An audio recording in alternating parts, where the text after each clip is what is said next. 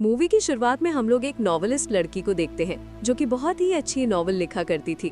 इसका नाम जेनिफर है। उसे अपने नए नॉवल को लिखने के लिए एक सुकून भरी शांत जगह चाहिए होती है ताकि वो वहाँ पर अकेले रहकर अपने नॉवल को कंप्लीट कर सके। इसलिए वो किसी और जगह पर शिफ्ट हो जाती है। वो एक पुराना घर रेंट पर लेती है। इस घर को उसने एक बूढ़े आदमी से लिया था और ये घर एक सुनसान इलाके में बना हुआ था। जब वो उस घर में जा रही होती है तभी वो रास्ता भूल जाती है। इसके बाद 3 लड़के उसके पास आते हैं। जेनिफर उन तीनों से गैस स्टेशन पर मिलती है। वो लोग तो शुरू में जेनिफर से बहुत अच्छे से बातें करते, साथ ही साथ वो जेनिफर को सही रास्ता भी बताते हैं। बातों ही बातों में वो लोग जेनिफर के नए घर का एड्रेस भी पूछ लेते हैं। अब उन लड़कों को जेनिफर के घर का रास्ता पता चल चुका था। कुछ देर बाद जेनिफर अपने घर में पहुंचती है। यहाँ उसके अलावा कोई नहीं था और जेनिफर को तो ऐसी ही जगह चाहिए थी। यहाँ का सुकून उसे बहुत पसंद आता है। वो अपनी चीजों को निकालकर इस घर में सेट करने लगती है और जैसे ही उसे वक्त मिलता है वो अपने नॉवल को लिखने में लग जाती है। ये जगह जेनिफर को बहुत पसंद आती है। अब रात हो चुकी है। जेनिफर अपने दोस्त को फोन पर ये बता रही थी कि उसे ये घर बहुत पसंद आया है। जेनिफर अभी बातें कर ही रही थी तभी उसे कुछ आवाजें सुनाई देती है। ये आवाज घर के बाहर एक स्टोर रूम से आ रही थी। जब वो वहाँ पर चेक करने के लिए जाती है तब वहाँ कोई नहीं होता है। जेनिफर सोचती है शायद हवा की वजह से इस तरह की आवाजें आई होगी। इसके बाद जेनिफर फिर से वापस आकर बैठती है। तभी उसके कपड़ों पर ड्रिंक्स गिर जाती है। वो अपने कपड़ों को साफ करने के लिए बाथरूम में जाती है। वो यहाँ अपने ड्रेस को धो रही थी लेकिन यहाँ पर कोई चुपके से उसकी रिकॉर्डिंग कर रहा था। जब सुबह होती है तब जेनिफर जॉगिंग के लिए जाती है। रास्ते में उसे एक पुराना सा घर दिखाई देता है। वो इस टूटे हुए घर को अंदर जाकर देखती है और इसके बाद बाहर आकर सीधे अपने घर में जाती है। घर आकर वो जैसे ही नल को ऑन करती है वो देखती है नल से गंदा पानी आ रहा है। वो जल्दी से प्लम्बर को कॉल करती है। प्लम्बर यहाँ आकर सिंक को ठीक कर देता है। जेनिफर ये देखकर बहुत खुश होती है और वो उसे थैंक यू बोलती है।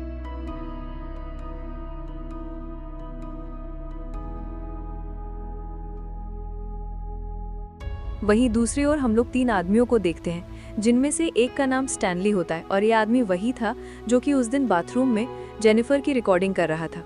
जेनिफर की रिकॉर्ड की हुई वीडियो को वो अपने साथियों को भी दिखाता है। ये दोनों उसकी वीडियो को देखकर बहुत खुश हो रहे थे।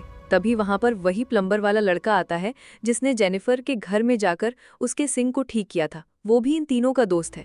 वो इन तीनों को ये बताता है जेनिफर ने मुझसे बहुत अच्छे से बात की। अब ये तीनों ये सोचते हैं जेनिफर तो अपने घर में अकेली रहती है इसलिए हम लोग वहां जाएंगे और जेनिफर का फायदा उठाएंगे।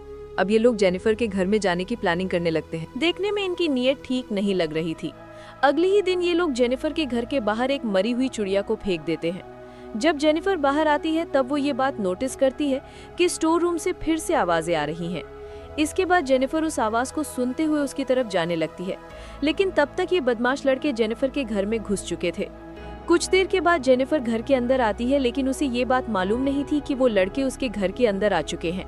तभी वो लोग यहाँ जेनिफर से पूछते हैं, तुम यहाँ पर अकेले क्यों रहती हो और यहाँ किस लिए आई हो? जेनिफर कहती है, मैं यहाँ नॉवेल लिखने के लिए आई हूँ। तभी उनमें से एक लड़का जिसका नाम जॉनी था वो जेनिफर के पास में जाता है और वो एक बेसबॉल का बैट उठाकर जेनिफर को डराने लगता है। वो जेनिफर के चेहरे को उठाकर वो जेनिफर से कहता है, तुम हम लोगों को अपने दांत दिखाओ। वो जेनिफर को टॉर्चर करके उसके दांतों को निकालने की कोशिश करता है। वो लोग जेनिफर के ऊपर माचिस की तिलियां भी फेंकते हैं और जेनिफर को बहुत सारी गालियां भी देते हैं। जब इनकी हरकतें हद से ज्यादा बढ़ जाती है तभी जेनिफर किसी तरह इन लोगों से भागकर जंगल की तरफ जाती है। भागते हुए उसे जंगल में एक शेफ मिलता है। शेफ के साथ में एक और आदमी होता है। शेफ अपने साथ वाले आदमी को ये कहता है, मैं जेनिफर के साथ जाकर देखता हूँ इसे किन लोगों ने छेड़ा है। इसके बाद शेफ जेनिफर को लेकर उसके घर की तरफ जाने लगता है। सिर्फ जैसे ही गन के साथ में घर में पहुंचता है वो जेनिफर के घर में घुसते ही दरवाजे को बंद कर देता है। वो यहाँ आते ही जेनिफर के साथ काफी अजीब सा बिहेवियर दिखाने लगता है। इसके बाद वो किसी को कॉल करता है और वो कॉल वाला आदमी कोई और नहीं बल्कि वही तीनों लड़के थे जिन्होंने कुछ देर पहले जेनिफर के साथ गलत करने की कोशिश की थी। इसका मतलब ये था कि पुलिस वाला भी इन लोगों से मिला हुआ है। अब ये लोग यहाँ आते ही जेनिफर के साथ बहुत गंदा सलूक करने लगते हैं। ये लोग बारी बारी से जेनिफर के साथ जबरदस्ती करते हैं। इसके बाद जेनिफर किसी तरह हिम्मत जुटाकर यहाँ से भागने की कोशिश करती है। इसके बाद ये लोग फिर से जेनिफर को पकड़ते हैं और शेरिफ के साथ साथ ये चारों लोग भी जेनिफर के साथ फिर से गंदा काम करते हैं। ये दरिंदे जेनिफर के साथ हवस मिटाने के बाद जेनिफर को अधमरा करके ऐसे ही छोड़ देते हैं। जेनिफर की हालत बहुत ख़राब हो चुकी थी, लेकिन फिर भी वो अपनी जान बचाने के लिए इन लोगों से भाग रही थी।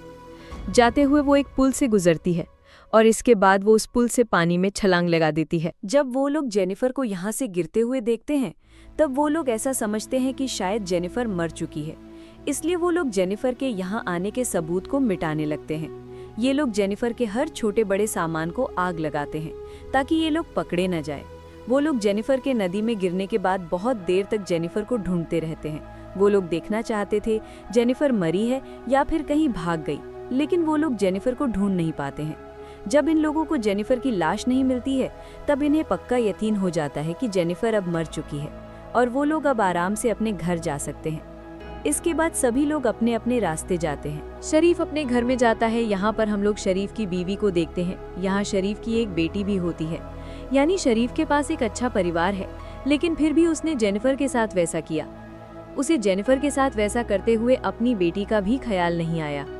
इन सभी को अभी भी शक था कि कहीं जेनिफर जिंदा ना रह जाए, इसलिए वो लोग काफी दिनों तक जेनिफर को ढूंढते रहते हैं, लेकिन वो लोग जेनिफर को ढूंढ नहीं पाते हैं और ना ही इन्हें जेनिफर की लाश मिलती है। एक दिन प्लम्बर इन्हें ये बताता है कि उसने जेनिफर की आत्मा को जंगल में देखा था। तभी इन्हें ये बात मालूम चलती है कि उस टाइम इन्होंने जो रिकॉर्डिंग किया था, उस रिकॉर्डिंग को किसी ने चुरा लिया है। अगर वो रिकॉर्डिंग किसी और के हाथ लगती है, तब इन सभी को जेल हो जाएगी, क्योंकि इन्होंने जेनिफर के साथ में गलत करते हुए उसकी रिकॉर्डिंग किया था। इसी बात को लेकर इनके बीच में लड़ाई होने लगती है, लेकिन अब इन सभी का बुरा वक्त शुरू हो चुका था। इसके बाद जैसे ही रात होती है, तभी इनके घर के बाहर में कोई आदमी मरा हुआ पक्षी फेंकता है, जैसा कि इन्होंने जेनिफर के साथ में किया था। साथ ही साथ यहाँ पर जेनिफर का स्लीपर भी पड़ा हुआ था। वहीं दूसरी ओर से शरीफ को एक टेप मिलती है जिसमें स्टैनली का नाम लिखा होता है। ये देखकर शरीफ को बहुत गुस्सा आता है। उसे ऐसा लगता है जैसे इस टेप को स्टैनली ने ही अपने पास रखी हुई थी। वो ये जानकर बहुत गुस्सा होता है। इसके बाद वो गुस्से में स्टैनली के पास में आता है और वो इस टेप को स्टैनली के मुंह में घुसा देता है। स्टैनली इन सभी से ये कहता है, ये सब मैंने नहीं किया था और ना ही मेरा मुंह किसी के सामने खुलने वाला है। तुम लोग तो प्लम्बर की फिक्र करो, वो इतने दिनों से गायब है, कहीं उसी ने तो ऐसा नहीं कर दिया। शायद उसे इस बात का गिल्ट हो रहा होगा, क्योंकि उसने हमें ये बताया था कि उसके साथ जेनिफर ने बहुत अच्छे से बातें की थी। तभी ये लोग ये सोचते हैं कि इन्हें एक बार जेनिफर के घर में जाना चाहिए और इन लोगों को प्लम्बर को ढूंढना चाहिए। प्लम्बर जहां कहीं भी दिख जाए, इन्हें प्लम्बर को मार देना चाहिए। तब शेफ ये कहता है, ठीक है, चलो प्लम्बर को ढूंढते हैं। इसके बाद शेफ उस बूढ़े आदमी को भी मार देता है जिसके घर पर जेनिफर किराए पर रह रही थी।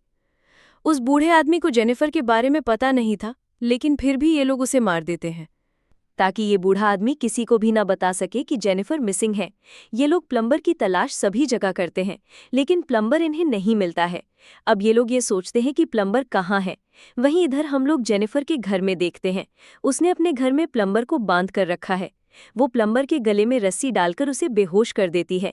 वहीं दूसरी ओर हम लोग स्टैनली के दूसरे साथी को देखते हैं। उसे जंगल से म्यूजिक की आवाज़ सुनाई देती है। वो उसे सुनने के लिए उस आवाज़ के पीछे जाता है।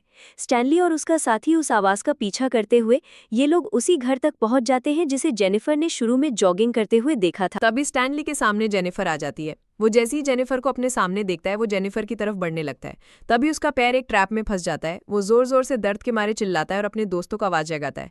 उसके दोस्त जैसे ही यहाँ पर आते हैं, जेनिफर बेसबॉल बैट से उन पर अटैक करती है और इन्हें मारकर बेहोश कर देती है। जेनिफर इन दोनों के अलावा अब टोटल 3 आदमियों को बेहोश कर चुकी थी। स्टैनली के उस दोस्त को उसने टब के ऊपर बांध दिया था जिस टब में पानी आ रहा होता है।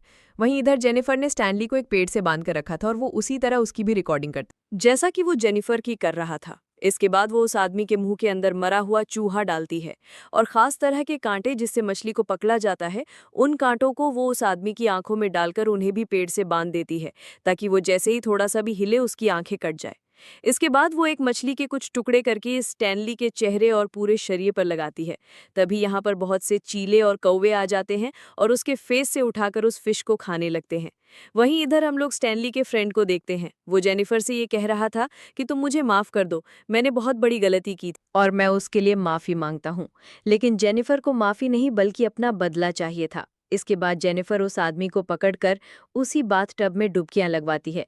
इसके बाद वो उस बाथटब में एसिड डालती है। उसने इस आदमी को यहाँ पर 2 लकड़ियों के सहारे लटका कर रखा था, उनमें से जेनिफर एक लकड़ी को हटा देती है। इसके बाद वो सीधा पानी में गिरता है। एसिड के वजह से उसका बॉडी और मुंह जलने लगता है।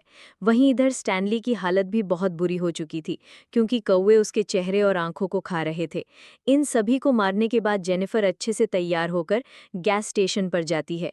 जेनिफर को पीछे से देखकर जॉनी उसके तरफ अट्रैक्ट होता है। लेकिन इधर जेनिफर बदले की आग में जल रही थी और उसे अब किसी भी बात का खौफ नहीं था। वो यहाँ पर मुड़ती है और जॉनी पर वार करती है। इसके बाद वो उसे बेहोश करके उसी जगह पर बांध देती है जहाँ उसके साथ इन लोगों ने मिलकर गलत किया था। अब जेनिफर जॉनी के साथ ठीक वैसा ही करती है जैसा जॉनी ने उसके साथ किया था। जेनिफर टॉर्चर करते हुए इस आदमी के सारे दांतों को उखाड़ देती है। इसके बाद वो उसके बॉडी पार्ट्स को काटकर उसके मुंह में ही उसे खिलाती है। अब जेनिफर उसे भी ठिकाने लगाने के बाद प्लम्बर और शेफ के बारे में सोचती है, लेकिन उसने तो प्लम्बर को पहले से ही पकड़ कर रखा था। इसके बाद वो शेरिफ के घर में जाती है। अब वो शेफ की बीवी और बच्ची को किडनैप कर लेती है। जब शेरिफ अपनी गाड़ी में बैठता है तब जेनिफर भी उसकी गाड़ी में बैठ जाती है और अचानक उस पर वार करके उसे बेहोश कर देती है। जब शेरिफ को होश आता है तब वो देखता है वो टेबल के ऊपर बंधा हुआ है और प्लम्बर भी उसी रूम में है। वो अभी बेहोश था। जेनिफर प्लम्बर के हाथों में एक गन को ऐसे बांधती है कि प्लम्बर के हाथ हिलाते ही वो गन फायर हो जाए। इस तरह से एक सूट से 2 लोग मर जाएं। इसके बाद सब कुछ सेटअप करने के बाद जेनिफर अपने घर के बाहर बैठकर ये इंतजार करने लगती है कि कब प्लम्बर को होश आए और वो दोनों मारे जाएं। जैसे ही प्लम्बर को होश आता है तभी उसका हाथ हिलता है और गोली चलती है जो कि शरीफ के बैक पर लगती है और वही गोली आकर प्लम्बर को भी लग जाती है और यहाँ पर इन दोनों की मौत एक साथ हो जाती है। जेनिफर इन लोगों को मारकर दिल ही दिल में बहुत खुश होती है। अब उसने अपना बदला ले लिया था। जेनिफर के बदले के साथ इस मूवी का पार्ट 1 यहीं पर खत्म हो जाता है। इस मूवी का पार्ट 2 जल्द ही आने वाला है। ऐसे ही मूवीज के लिए आप हमें टेलीग्राम और इंस्टाग्राम पर फॉलो कर सकते हैं, जिसका लिंक डिस्क्रिप्शन में दिया हुआ है। और मूवी अच्छी लगी हो तब एक लाइक जरूर कर देना और ऐसी ही मूवीज के लिए आप हमारे चैनल को जरूर सब्सक्राइब कर लेना। तो मिलते हैं हमारे नेक्स्ट वीडियो